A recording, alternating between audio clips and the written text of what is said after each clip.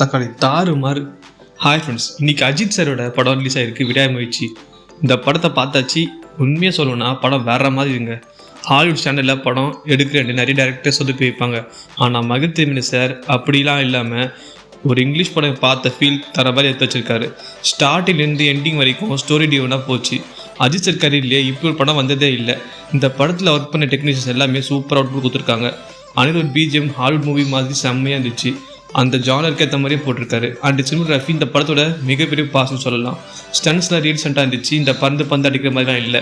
இந்த படத்தில் கேரக்டர்ஸ்லாம் நல்லா செலக்ட் பண்ணியிருக்காங்க. எல்லா கேரக்டர்ஸும் மிஸ்டீரியஸாக இருக்கும். எவன் நல்லவன் எவன் கெட்டவனே புரியாது. அந்தளவுக்கு கேரக்டர்ஸ் அண்ட் ட்விஸ்ட் எல்லாமே நல்லா இருந்துச்சு. கண்டிப்பாக மங்காத்துக்கு அப்புறம் அஜித் சாரோட பெஸ்ட் மூவி இந்த படத்தை சொல்லலாம். இனிமேல் அஜித் ஃபேன்ஸ் தான் இந்த படத்தை தான் கொண்டாடுவாங்க கண்டிப்பாக. இந்த படத்தில் எனக்கு சின்ன ஒரு நெகட்டிவாக நான் ஃபீல் பண்ணது என்னென்னா, ஒரு பார்ட்டி வீல் சேரில் வருவாங்க. அவங்க கன் எடுத்துகிட்டு வர சீன் செம்மையாக ப்ரொஜெக்ட் பண்ணியிருப்பாங்க. ஆனால் அடுத்த சீன்லேயே அவங்க டம்மி பண்ணிவிடுவாங்க. அது மட்டும் வேறு மாதிரி ஹேண்டில் பண்ணிக்கலாம்னு தோணுச்சு. இந்த படத்தில் மேக்ஸிமம் இங்கிலீஷு அசர்பைஜான் லாங்குவேஜ் தான் பேசிகிட்டு இருப்பாங்க. ஸோ ரூட்டட் தமிழன்ஸ்க்கு இந்த படத்தை எப்படி ரிசீவ் பண்ணிப்பாங்கன்னு தெரியல.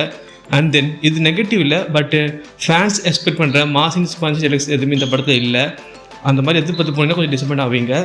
இந்த படம் ரிலீஸ் முன்னாடியே டேரக்டர் ஒரு விஷயம் சொல்லியிருந்தாரு. அதாவது இந்த படம் எப்படி இருக்குன்னா, மாசின்ஸ் எதுவும் இருக்காது, கேரக்டர் டிரைவனாக இருக்கும் அப்படின்னு எல்லாத்தையும் சொல்லிட்டாரு. அது ரொம்ப கரெக்டான விஷயம் சொன்னது.